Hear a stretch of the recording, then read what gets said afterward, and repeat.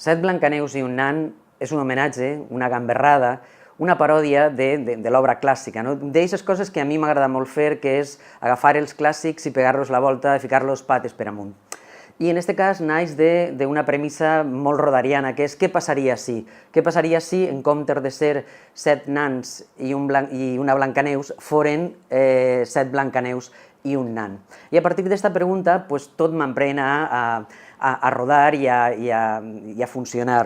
En aquest cas, el rei i la reina han tingut 7 filles, perquè tu te preguntes, i com és que són 7 Blancaneus? Han tingut 7 filles, 3 en un primer part i 4 en un segon, i a partir d'aquest moment el rei i la reina dormen en habitacions separades, cosa que fa que el rei se n'apuja per les parets, pels arbres, pels balcons i per qualsevol cosa on es puga pujar.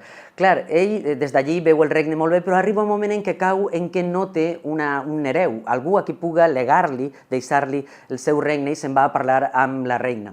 La reina no està per romanços perquè pensa que després de 3, 4 tindran 5 filles i les cridaran les apòstoles i se'n lleva del rei. Però al dia següent apareix un nanet per allí i se li il·lumina el cap i pensa que ja té l'hereu. El munta en una parafernàlia i passen coses molt sorprenents. En el conte estan els elements clàssics, està l'espill màgic, està el soldat que va a matar a la Blancaneu, que en aquest cas és el nan, està la poma, és a dir, estan tots aquells elements que apareixen en el conte clàssic i té un final molt sorprenent perquè durant tot el temps va pegant girs molt extraordinaris dintre d'això. És una paròdia, és un homenatge als contes clàssics llegit en clau d'humor.